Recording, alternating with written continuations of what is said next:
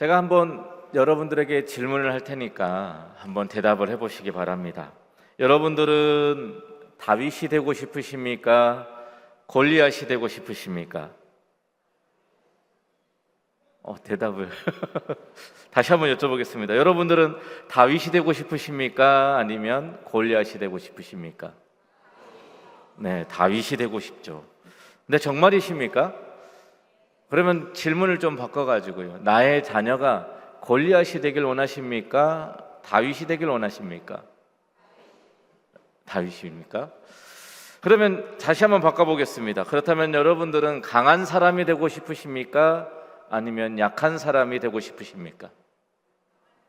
강한 사람이 되고 싶으신가요? 나의 자녀들은 강한 사람이 되길 원하십니까? 약한 사람이 되길 원하십니까? 강한 사람이 되길 원하십니다. 그러면 골리앗이 강한 사람입니까? 다윗이 강한 사람입니까? 골리앗이 강한 사람이잖아요. 힘도 세고 키도 크고 힘센 갑옷도 이렇게 근육의 남자가 골리앗이지 않습니까? 다윗은 키도 작고 소년이었고 약한 사람입니다. 우리는 우리의 자녀들이 강한 사람, 성공한 사람이 되기를 원합니다. 그런데 사실 알고 보면 다윗이 되기를 원합니다. 근데 막상 약한 사람이 되기는 싫습니다. 세상에서 강한 자가 되기를 우리는 다 원하죠. 영국의 기독교 작가인 존 스토트는 그의 저서 현대사회 속의 그리스도인에서 이런 의미의 말을 남깁니다. 시대는 변하지만 하나님의 백성이 직면하는 영적 도전은 형태만 달라질 뿐 본질은 같다라고 말합니다. 이스라엘 백성들은 골리앗의 강함 앞에서 어찌할 바를 모릅니다. 골리앗의 큰 키에, 골리앗의 큰 근육에, 골리앗의 강한 힘 앞에서 그들은 두려움에 휩싸인 채 아무것도 못하고 있었습니다. 오늘날 우리는 칼과 창을 든 블레셋 사람 골리앗을 만나지는 않습니다.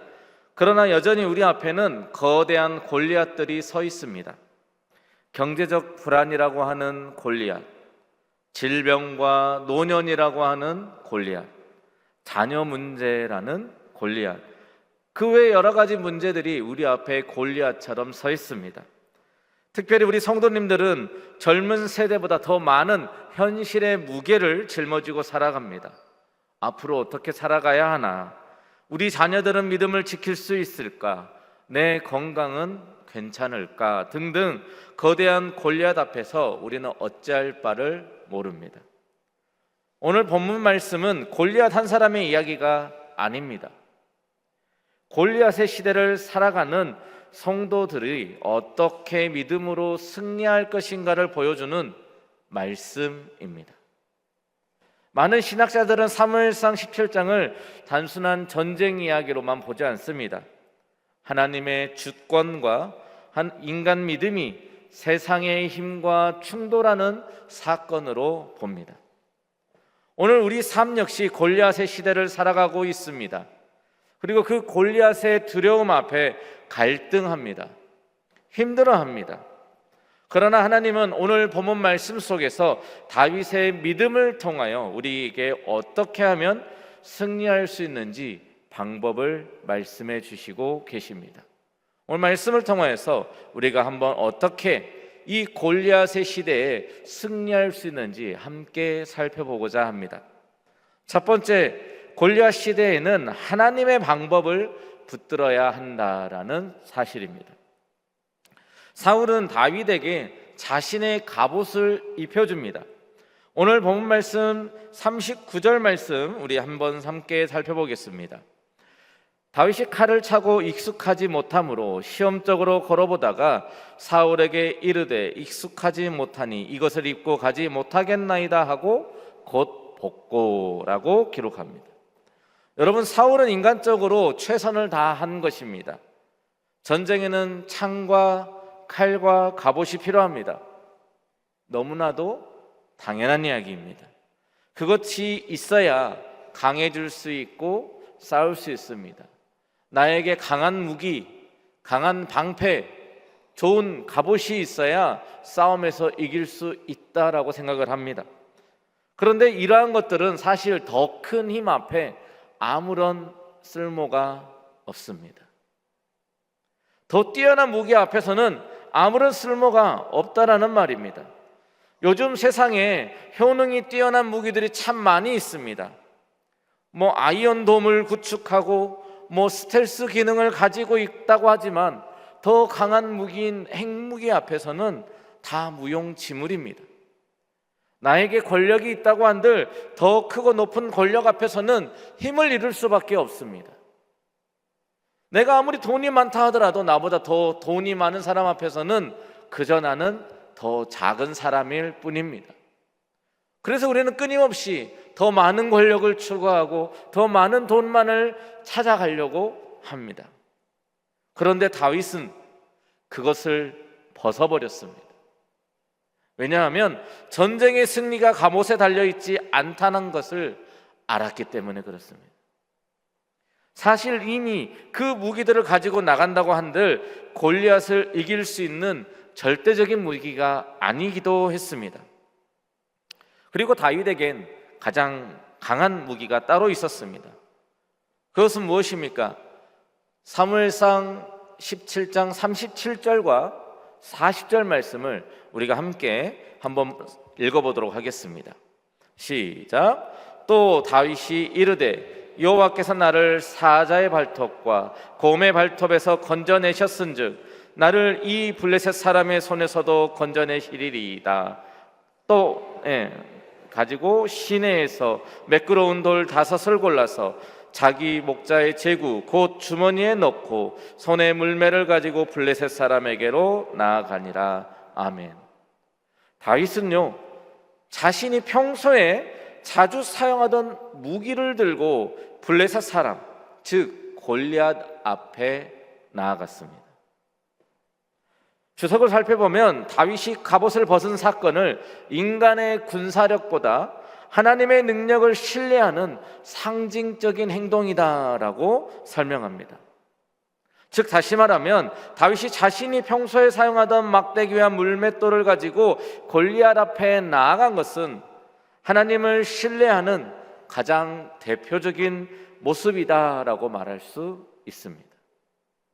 그리고 자신의 평상시 삶 속에서 자신을 보호하시고 지켜주셨던 그 하나님을 경험할 수 있었던 가장 능수능란한 무기를 들고 나아갔다는 말입니다. 여러분들, 우리에게 가장 큰 무기는 무엇입니까? 그리스도인들에게 가장 큰 무기는 무엇입니까? 그것은 바로 매일매일 삶 속에서 하나님과 동행하는 우리의 신앙생활이라고 할 수 있습니다. 나의 삶 속에서 골리앗을 이겨내는 방법은 바로 내가 매일매일 신앙생활을 하면서 하고 있는 말씀을 묵상하고 하나님을 찬양하고 하나님께 기도하는 우리의 매일매일의 신앙생활이다라는 사실입니다. 그런데 오늘날 우리의 가장 큰 문제점은 이런 신앙생활을 하면서도 자꾸 사울의 갑옷을 찾고 있다라는 사실입니다. 돈이 있어야 안심이 되고 건강해야지만 안심이 되고 내 주변에 사람들이 많아야만 안심이 되고 조건이 좋아야지만 안심이 됩니다. 그런데 시편 기자는 이렇게 이야기합니다. 이 시편 7절 말씀에 어떤 사람은 병거, 어떤 사람은 말을 의지하나 우리는 여호와 우리 하나님의 이름을 자랑하리로다. 아멘. 우리는 평상시 삶 속에서 하나님의 능력을, 하나님의 이름을, 하나님의 일하심을 의지하며 경험하는 삶을 살아가야 합니다. 하나님은 갑옷이 없어도 역사하십니다. 병거가 없어도 일하십니다. 하나님이 일하시면 우리의 모든 문제가 해결될 줄로 믿습니다. 환경이 아니라 하나님이 바로 승리의 원인이자 근원이십니다. 시편 127편 1절 말씀에 이렇게 기록합니다. 여호와께서 집을 세우지 아니하시면 세우는 자의 수고가 헛되며 여호와께서 성을 지키시 아니하시면 파수꾼의 깨어 있음이 헛되도다. 아멘. 여러분들, 노후를 준비하는 것도 중요합니다. 건강을 관리하는 것도 중요합니다. 그러나 그것이 우리의 구원이 될 수는 없습니다. 골리앗의 시대에 우리는 사람의 방법이 아니라 하나님의 방법으로 세상을 살아갈 때에 우리의 매일매일의 삶 속에서 승리하며 살아가는 줄로 믿습니다. 두 번째로는 골리앗의 시대에는 현실보다 크신 하나님을 바라보아야 합니다. 골리앗의 시대를 살아가는 사람들의 가장 큰 특징은 무엇입니까? 그것은요, 골리앗만을 바라보고 있다라는 사실입니다. 여러분들, 사무엘상 17장을 읽어보면 재미난 것은 이스라엘 백성들이 골리앗이 나타난 지 40일 동안 골리앗만 바라보고 있었다라는 사실입니다. 골리앗이 저처럼 잘생긴 외모도 아니었을 텐데 왜 자꾸 그렇게 쳐다봤을까요? 그의 얼굴만 봤고, 큰 키만 봤고, 큰 갑옷을 보고 기다란 창을 봤습니다. 자신들에게 없던 것들만 쳐다봤습니다. 나는 그보다 키가 작고 힘도 약하고 근육도 없는데 어떻게 이기지? 그러니 하나님은 점점 작아지고 골리앗이 점점 커져 보인 것입니다. 그래서 사무엘상 17장 23절에서 24절은 이렇게 이야기합니다. 그들과 함께 말할 때에 마침 블레셋 사람의 싸움 도두는 가드 사람 골리앗이라는 자가 그 전열에 나와서 전과 같은 말을 하매 다윗이 들으니라. 이스라엘 모든 사람이 그 사람을 보고 심히 두려워하여 그 앞에서 도망하여 라고 기록합니다. 이스라엘 백성들은 골리앗과 싸워보고 두려워서 떨고 있는 것이 아닙니다. 그저 골리앗의 모습이 너무나도 당당한 모습에 자신들이 믿는 하나님보다 눈앞에 당장 보이는 골리앗이 더 힘이 세 보이고 크게 보였기 때문에 두려워했던 것입니다. 그리고 42절부터 44절까지 골리앗은 계속해서 다윗을 조롱합니다. 그 블레셋 사람이 둘러보다가 다윗을 보고 업신여기니 이는 그가 젊고 붉고 용모가 아름다움이라. 블레셋 사람이 다윗에게 이르되 네가 나를 개로 여기고 막대기를 가지고 내게 나왔느냐 하고 그의 신들의 이름으로 다윗을 저주하고 그 블레셋 사람이 또 다윗에게 이르되 내게로 오라. 내가 내 살을 공중의 새들과 들짐승들에게 주리라 하는지라. 다윗은 전혀 다른 시선으로 골리앗을 바라보기 시작합니다.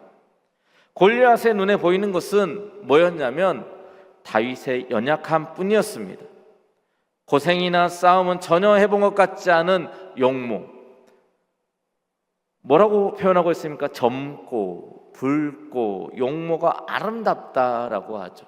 고생은 전혀 해본 것 같지 않은 그런 용모를 가지고 있는 다윗이 나오니 골리앗이 봤을 때 얼마나 어이가 없었겠습니까?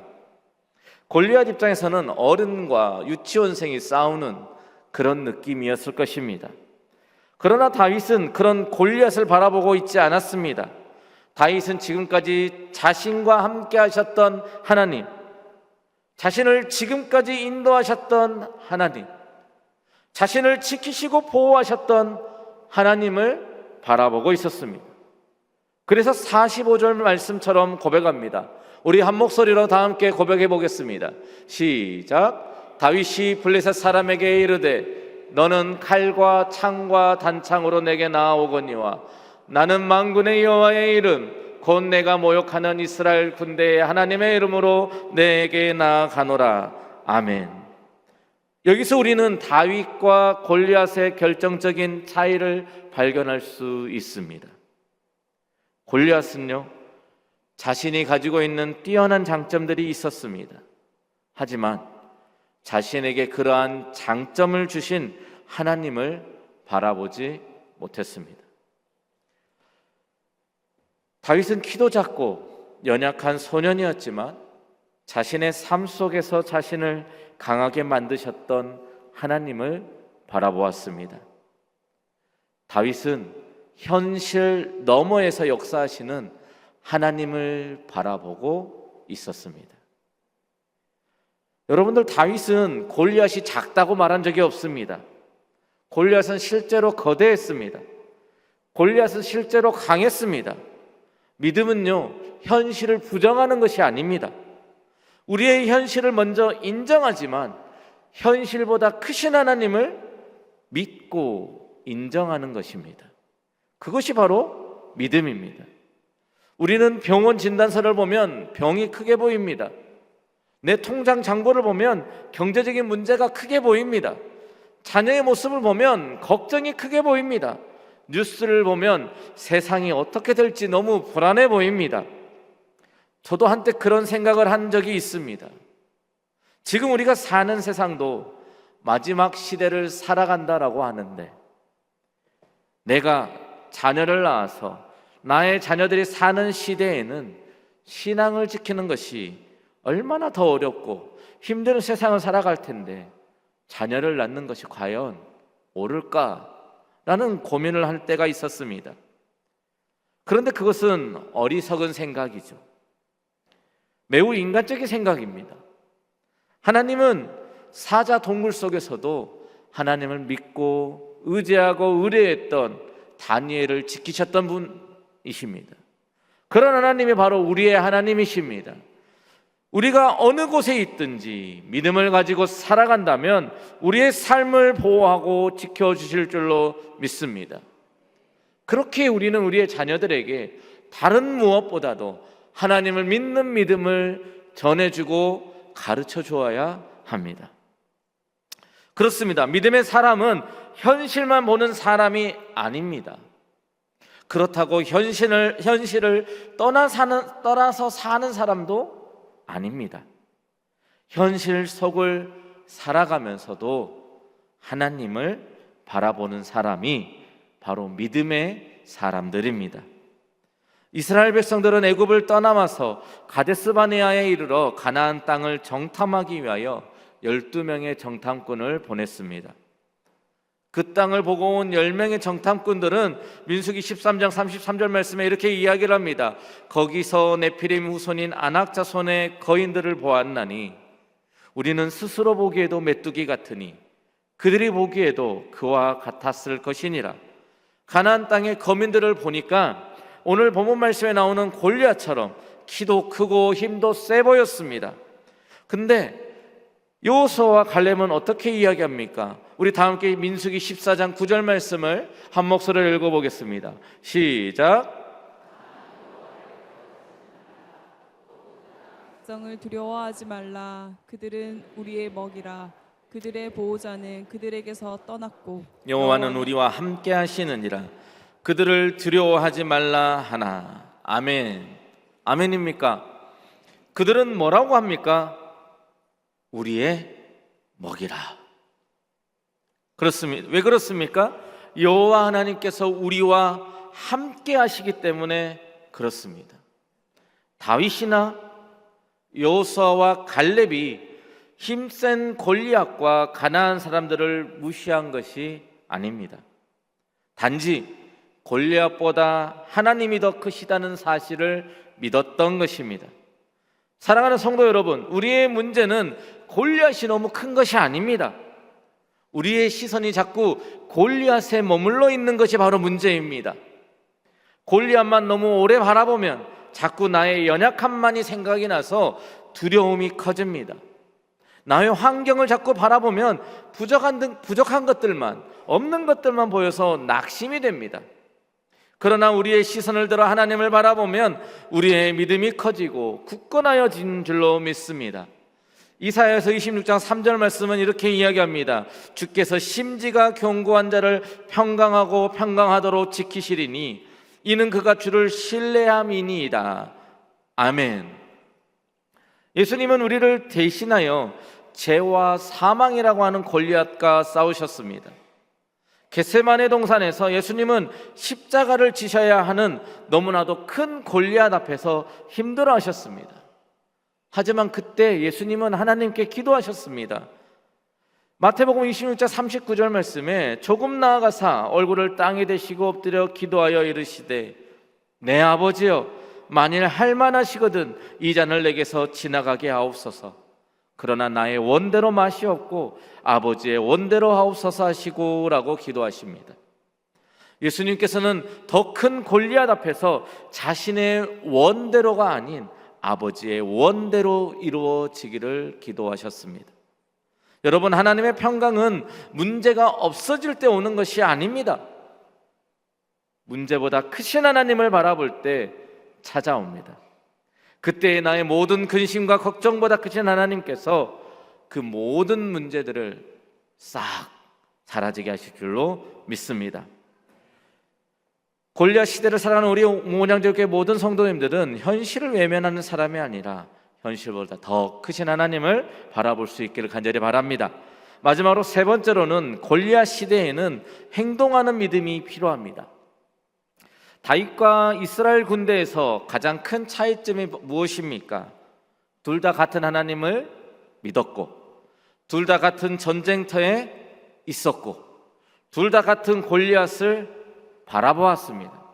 하지만 이스라엘 백성들은 40일 동안 두려워만 했고 다윗은 골리앗 앞으로 달려나갔습니다.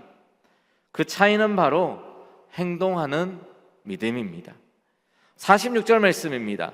우리 한 목소리로 함께 읽겠습니다. 시작. 오늘 여호와께서 너를 내 손에 넘기시리니 내가 너를 쳐서 내 목을 베고 블레셋 군대의 시체를 오늘 공중에 세워 땅의 들짐승에게 주어 온 땅으로 이스라엘의 하나님이 계신 줄 알게 하겠고. 아멘.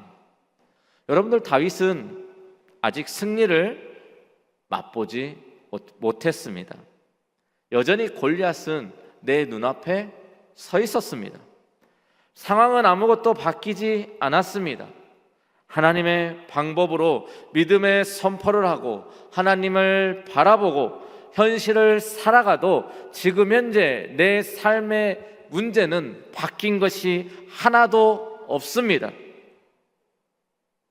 그런데도 다윗은 하나님께서 승리하게 하실 것을 믿었습니다.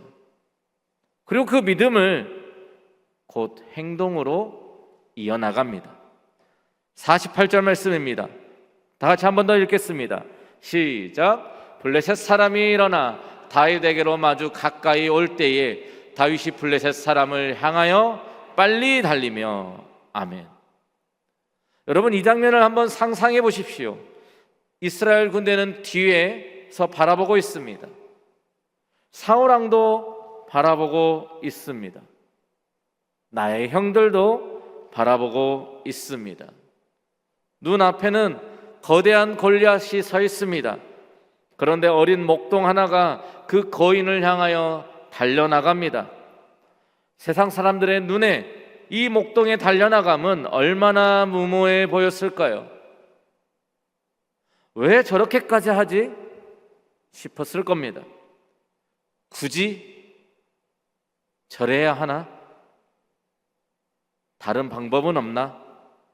생각할 겁니다. 그러나 하나님을 믿는 사람의 눈에는 순종입니다. 믿음은요, 머리로만 동의하는 것이 아닙니다.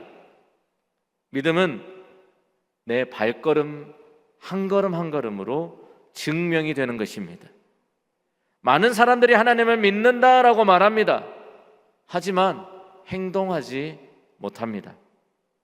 기도는 하는데 순종하지 않습니다. 말씀은 듣는데 결단하지 않습니다. 믿음은 있는데 움직이지 않습니다. 그런데 성경 속의 인물들은, 그 믿음의 사람들은 달랐다라는 사실입니다. 노아는요, 비가 오지 않았는데 방주를 지었습니다. 아브라함도 목적지도 모르고 고향을 떠났습니다.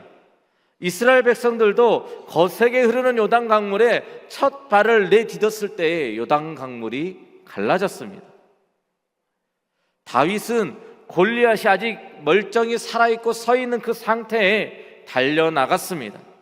믿음은 결과를 보고 움직이는 것이 아니라 하나님을 믿고 먼저 움직이는 것입니다.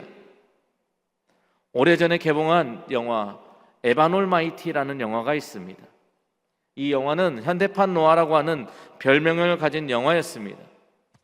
여기에서 주인공 에반이 실제로 자신의 삶에서 노아의 방주를 만들기 시작했습니다. 그 땅에 홍수가 날 것이다라고 말입니다. 얼마나 이상한 행동입니까? 그래서 가족들이 실망해서 떠나는데 그때 아내에게 하나님의 역할을 하고 있던, 신의 역할을 하고 있던 모건 프리먼이 나타나 이런 대사들을 합니다. 누가 인내를 달라고 기도하면 신은 그 사람에게 인내심을 줄까요? 아니면 인내를 발휘할 수 있는 기회를 주시려 할까요? 용기를 달라고 하면 용기를 주실까요? 아니면 용기를 발휘할 기회를 주실까요? 만일 누군가 가족이 좀 더 가까워지게 해달라고 기도하면 하나님이 뿅 하고 묘한 감정이 느끼도록 할까요? 아니면 서로 사랑할 수 있는 기회를 마련해 주실까요? 라는 대사가 있었습니다. 여러분들, 골리앗은 절대로 스스로 쓰러지지 않았습니다. 그렇다고 다윗이 가만히 앉아서 기적을 기다리지도 않았습니다. 오늘 본문 말씀 49절 말씀에 손을 주머니에 넣어 돌을 가지고 물매로 던져 블레셋 사람의 이마를 치매 돌이 그의 이마에 박히니 땅에 엎드러지니라 라고 기록하고 있습니다. 다윗은 하나님께서 일하실 것을 분명히 믿었지만 자신이 잘 사용할 수 있는 이 물맷돌을 직접 던졌습니다. 하나님을 전적으로 신뢰했지만 자신이 해야 할 책임은 감당했습니다. 이것이 믿음입니다. 믿음은 게으름이 아닙니다.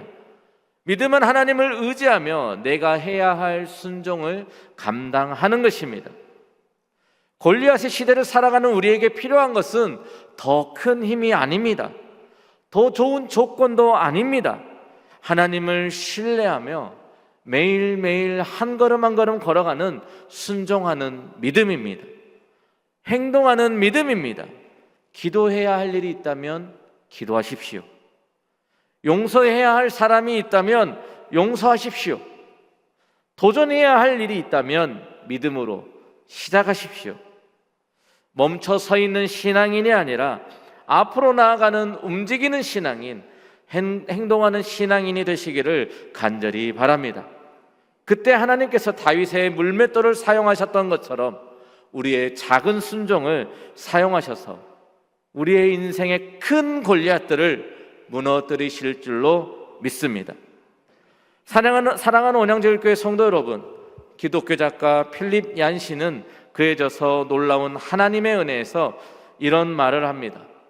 하나님의 은혜는 현실을 부정하게 만드는 것이 아니라 현실보다 더 큰 하나님을 보게 만든다라고 말합니다. 우리는 골리앗이 없는 시대를 사는 것이 아닙니다. 오히려 이전보다 더 거대한 골리앗이 가득한 시대를 살아갑니다. 그러나 중요한 것은 골리앗의 크기가 아니라 문제보다 더 크신 나의 하나님의 크기입니다. 지금은 돌아가신 제가 아는 한 권사님이 계셨습니다. 젊은 분이셨는데 어느 날 말기암 판정을 받으시고 큰 충격을 받으셨습니다. 하나님을 원망하시기도 하셨고 너무 힘들어하셨습니다. 병원에 입원해서 누워 계시는데 어느 날 귓가에 성경 구절 말씀이 울려 들리더랍니다. 그 말씀 구절은 이랬습니다. 여호와는 나의 목자시니 내게 부족함이 없으리로다. 그가 나를 푸른 풀밭에 누이시며 쉴만한 물가로 인도하시는도다. 내 영혼을 소생시키시고 자기 이름을 위하여 의의 길로 인도하시는도다. 내가 사망의 음침한 골짜기로 다닐지라도 해를 두려워하지 않을 것은 주께서 나와 함께 하심이라. 주의 지팡이와 막대기가 나를 안위하시나이다. 주께서 내 원수의 목전에서 내게 상을 차려주시고 기름을 내 머리에 부으셨으니 내 잔이 넘치나이다. 내 평생의 선하심과 인자하심이 반드시 나를 따르리니 내가 여호와의 집에 영원히 살리로다. 아멘. 바로 시편 23편 말씀이셨습니다. 그리고 그 이후로 매일 병실에서 시편 23편을 읽으며 지내셨는데 이 말씀을 읽으면서 마음이 그렇게 평안함이 찾아오시더라고 고백했습니다. 그리고 그 권사님은 얼마 지나지 않아서 이런 고백을 했습니다. 목사님, 처음에는 하나님께서 내 암을 없애주시기만을 기도했습니다. 그런데 지금은 하나님께서 암보다 크신 분이라는 사실을 알게 되었습니다. 암은 여전히 제 몸에 있지만 제 마음은 암에게 지배당하지 않습니다. 하나님께서 제 마음을 다스려주고 계십니다라고 고백하셨습니다. 여러분들, 골리앗을 바라보면 두려움이 커지고요, 하나님을 바라보면 믿음이 커집니다. 문제를 붙들면 낙심이 찾아오고 하나님을 붙들면 평안이 찾아옵니다. 골리앗의 시대를 이기는 사람은 골리앗이 없는 사람이 아닙니다. 골리앗보다 크신 하나님을 아는 사람입니다. 골리앗이 이미 쓰러져서 하나님이 커지는 것이 아니고 하나님이 커 보일 때 골리앗은 이미 작아지기 시작하는 것입니다. 이번 한 주간 살아가실 때에 우리의 시선이 문제에 머무는 것이 아니라 하나님께 머물게 되기를 간절히 바랍니다. 그래서 다윗처럼 하나님의 방법을 붙들고 하나님을 바라보고 믿음으로 행동함으로 우리의 삶에 서 있는 모든 골리앗 앞에서 승리하시는 온양제일교회 모든 성도 여러분들 되시기를 주님의 이름으로 간절히 축원합니다. 기도하겠습니다. 사랑과 은혜가 풍성하신 하나님 아버지, 오늘 말씀처럼 우리의 삶 속에 너무나 큰 골리앗들이 많이 있습니다. 하나님, 저희들의 시선이 이 골리앗에만 머물러 있지 않게 하시고 그보다 더 크신 하나님을 바라보고 하나님의 방법대로 믿음을 가지고 행동하는 믿음으로 승리하는 우리의 삶이 될 수 있도록 은혜 베풀어 주시옵소서. 우리의 작은 순종들이 다 하나하나가 모아져서 저희들의 삶에 승리케 하여 주시고 하나님의 믿음을 가지고 나아가는 우리의 신앙생활이 될 수 있도록 주님 은혜 베풀어 주시옵소서. 하나님, 우리의 삶 속에서 하나님과 동행함으로 늘 승리하는 삶을 살아가게 하시고 하나님을 경험하는 삶을 살아가게 하셔서 아버지 다윗처럼 믿음을 가지고 승리하는 저희 모든 성도님들 될 수 있도록 은혜 베풀어 주시옵소서. 이 모든 말씀을 권하신 예수님의 이름으로 기도드립니다. 아멘.